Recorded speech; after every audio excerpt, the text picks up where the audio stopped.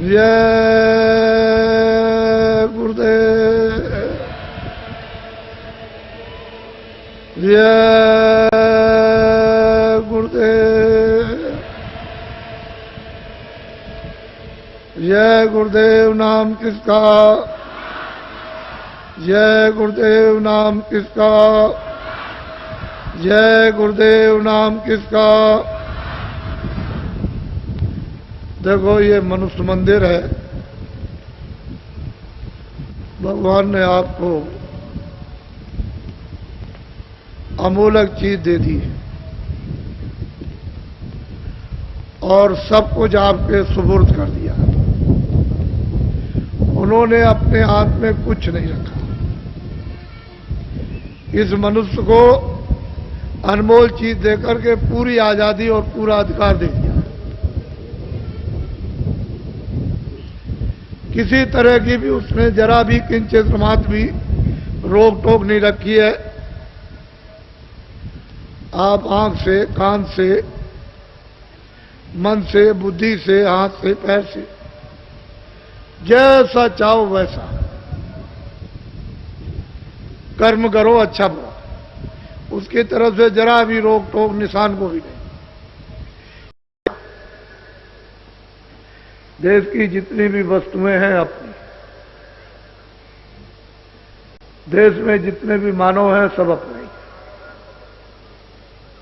देश एक मुसाफिर खाना है, एक सराय है जिसमें हम लोग सब के सब उस सराय में, बड़ी सराय है, बड़ा धर्मशाला है जिसमें आ रहे और जा रहे,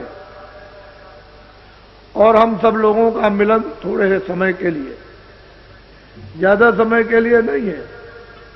मित्र है, दोस्त हैं, परिवार है, बच्चे हैं, माँ है, बाप है, रिश्तेदार है, कौम है, कौमियत है, ये थोड़े दिन का यहाँ मिलन। इसका भी पूरा पूरा बोध करा देना है कि मुसाफिर खाना ये परदेश है, इसमें इस प्रकार का मिलन है। तो आप लोग जितनी देर तक मिलो जुलो सद्भाव से, सप्रेम, एक दूसरे के इस मुसाफिर खाने में जो धर्मशाला उसमें काम आओ, आप उसके काम आओ, वो आपके काम। इससे परस्पर ये मानो भौतिक बुद्धि, प्रेम, विवेक का बढ़ेगा। जब प्रेम आपस में विवेक का बढ़ने लगेगा तो भौतिक बुराइयां अपने आप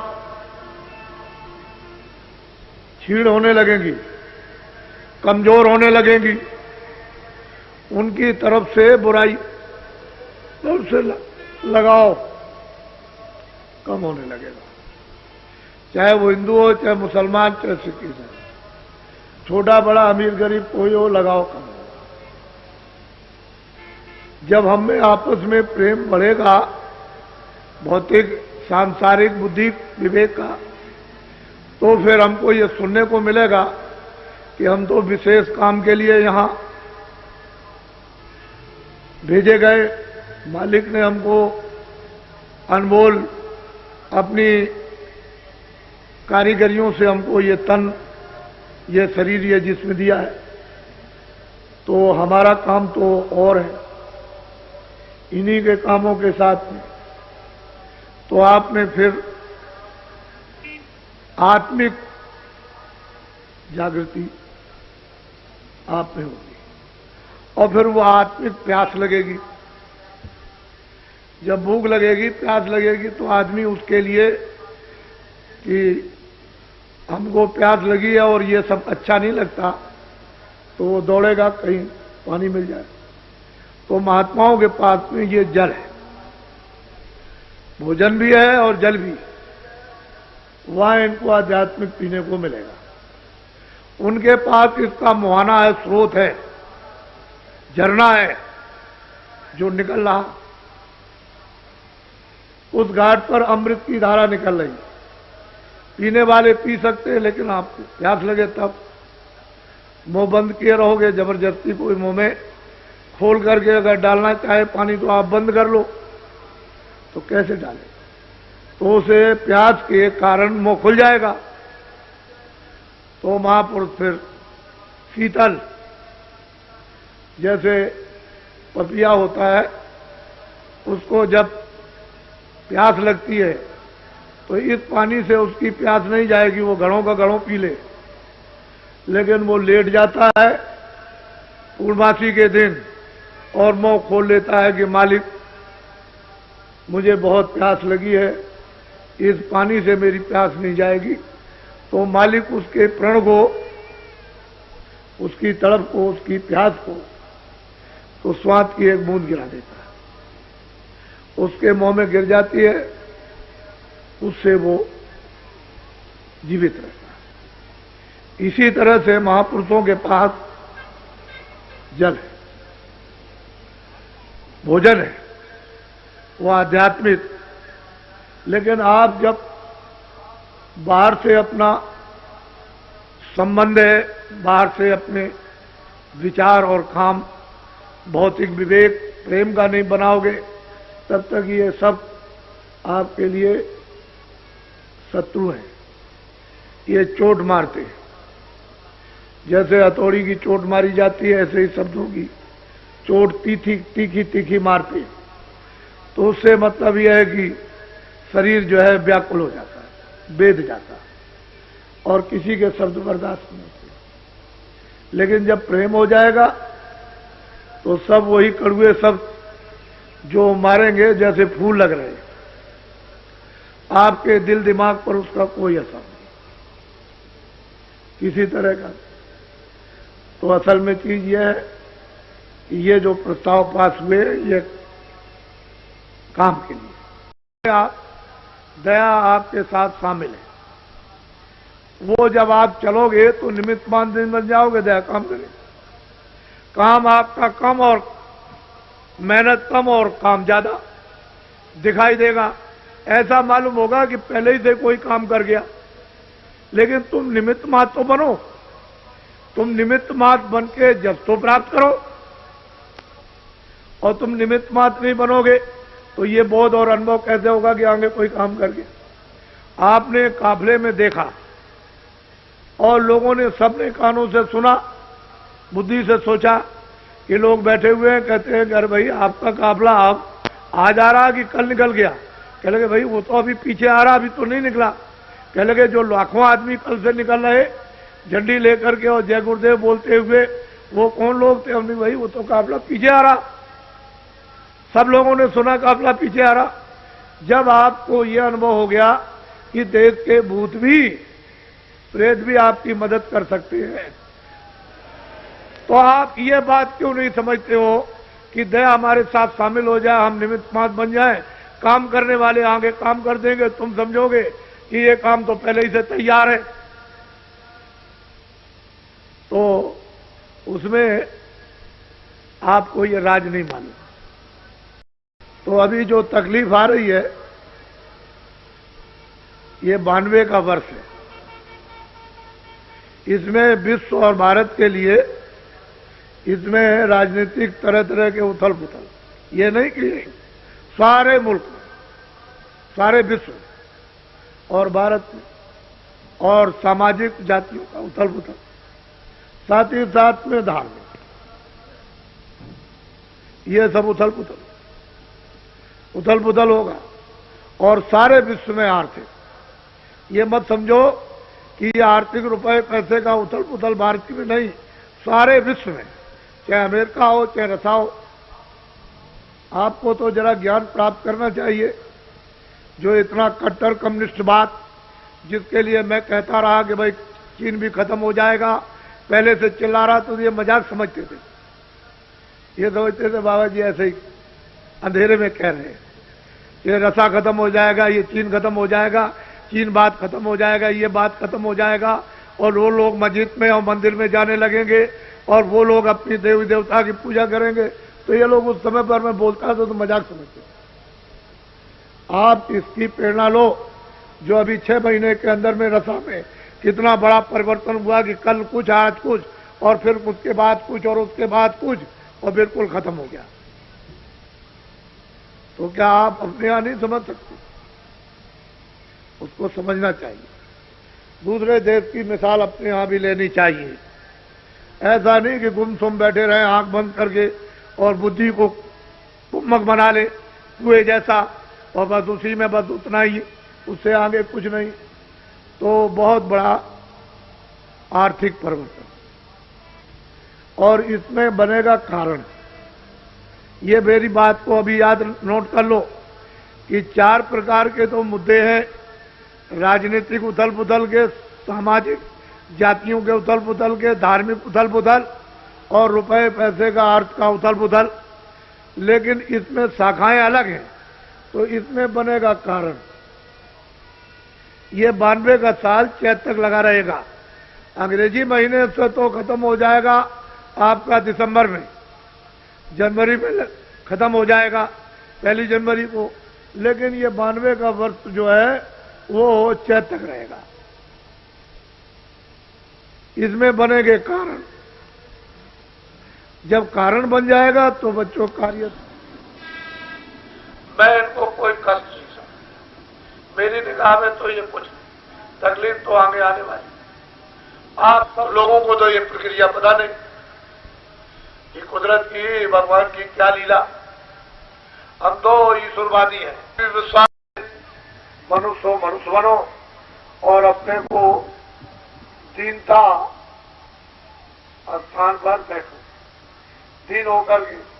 तो जब दीन बनोगे तो सब लोग आपको उठा लेंगे, गोद में उठा लेंगे, सब प्यार करेंगे, सेवा करेंगे। बच्चा नन्ना मुन्ना होता है तो उसको किसी भी जात का हो, उससे क्या किसी जानवर का हो, छोटा बच्चा के सब उससे प्यार करते, क्योंकि उसमें कोई राग द्वेष तो है नहीं है, तो सब लोग उसको प्यार करते हैं, उसको खिलाते भी है। तो जब तुम छोटे बन जाओगे बच्चे की तरह से, तो सब तुमको प्यार करेंगे, तुमको खिलाएंगे। तो तुमको छोटा बनना चाहिए था। छोटे बन जाए तो फिर मतलब यह है कि बड़े, छोटे और बड़े बने तो बड़े से क्या होता, बड़े से होता क्या, एक चिड़ी मार चिड़िया पकड़ने वाला, वो चिड़िया पकड़ के बाजार में ले जा करके बेचता था। छोटी छोटी चिड़ियाएं पकड़ता था, बड़ी कोई नहीं पकड़ता था। बस एक पिंजरे में बड़े में ले गया, और 2 आने की, 4 आने की, 2 आने की, 4 आने की, वो सब लोग आए और चिड़िया खरीद करके ले गए। तो एक बहुत चिड़ी मार, उसने कहा, अरे भाई तुम क्या देखते हो?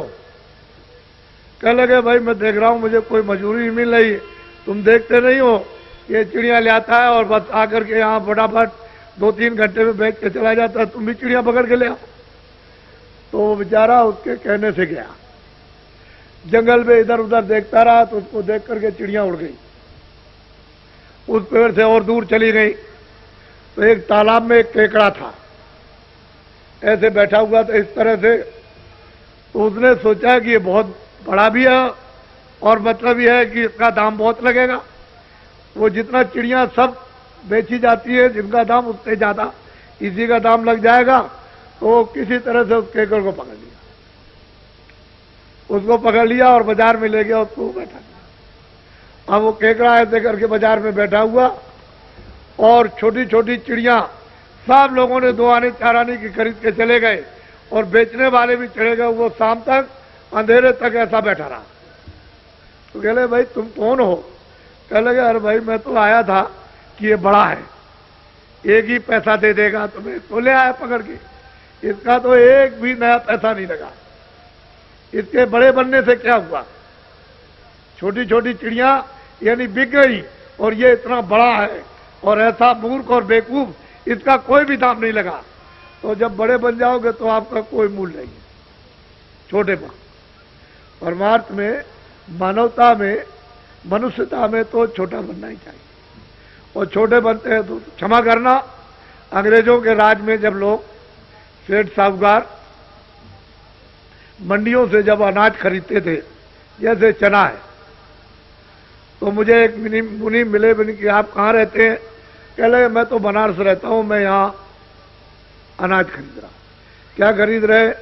कह लगे, मैं चना खरीदता हूँ, मद्रास में भेज रहा हूँ। तो मैंने उनको 2-3 दिन ये मेहनत करते देखा, कभी 1000 बोरा, कभी 2000 बोरा, कभी 4000 बोरा, रोज मतलब है खरीदें और रोज मतलब ये कि वो ट्रेन से भेजें। तो मैंने एकदम उनसे पूछा, मैंने कि मुनीम जी ये बताओ कि इसमें मुनाफा कितना होता होगा।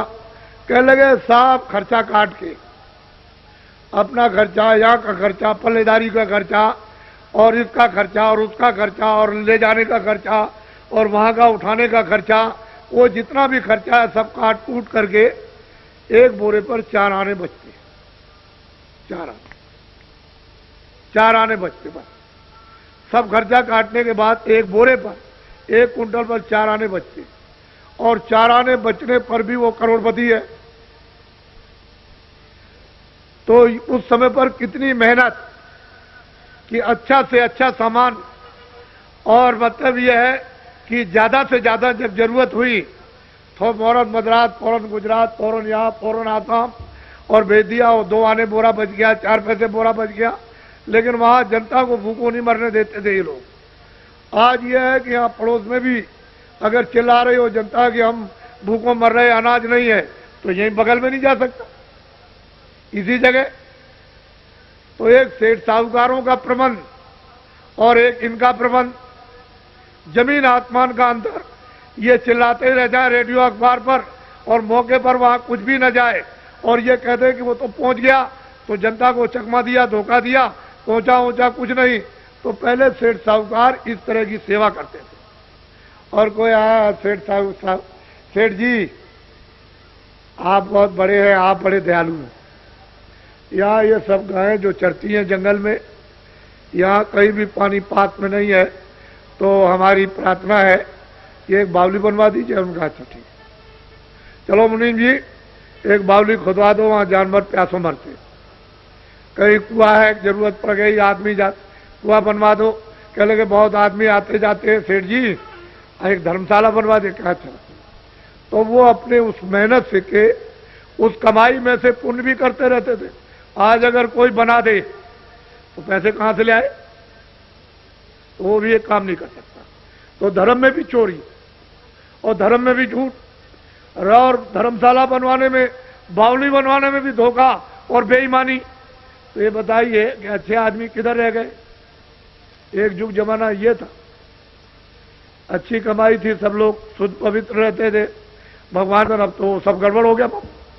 अब तो उसकी दिशा ही दूसरी है और वो आपको पकड़नी पड़ेगी थोड़े दिन के बाद। वो तो आप सब आपके सामने आ जाएगा, उसमें मतलब वो तो आपको पकड़ना ही है, बगैर पकड़े हुए काम होने वाला है ही नहीं। तो इसलिए उनको भी इज्जत मिलता था, कीर्ति होती थी, और वो भी समझते थे कि मेरी मेहनत में से कुछ लोगों की सेवा हो जाए, जनहितों की, तो अच्छा है। आजकल कुछ नहीं, आजकल तो सीधा दिल्ली और भोपाल दे आइए पूरी कमाई में से, तो रख लेंगे वो और कहेंगे जो भी कमाओ लाओ याद नहीं। तो बेचारा क्या करेगा, इसी काम के लिए सच्चा समझता है कि ये कारखाने दुकानें सब बंद कर दी जाए तो अच्छा रहेगा। तो अभी ये दोषी, जनता कहती है ये दोषी, बदला कहते वो दोषी।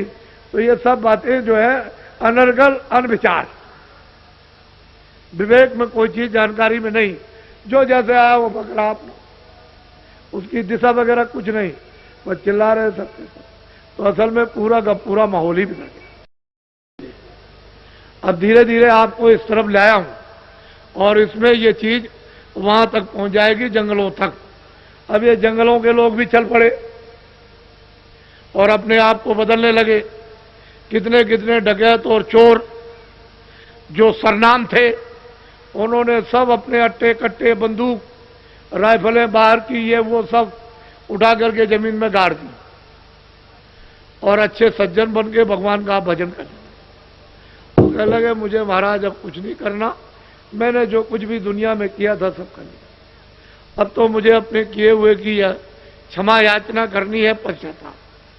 अब मैं ये काम कभी नहीं कर सकता। जब मेरी समझ में नहीं था, मेरी समझ में आया। अब मुझको मतलब ये कुछ अंकुर, कुछ बुद्धि विवेक में आया, ये मनुष्य शरीर जो कुछ रह गया उससे कुछ काम कर लिया। तो कितने चोर, कितने डकैत बदल गए। ऐसा मत तुम्हारे बीच में से उठा ले और तुमको लेके चले जाए और आप कुछ नहीं कर सकते। ऐसे लोग यहां बैठे हुए, यहां पर और अब साधु हो गए।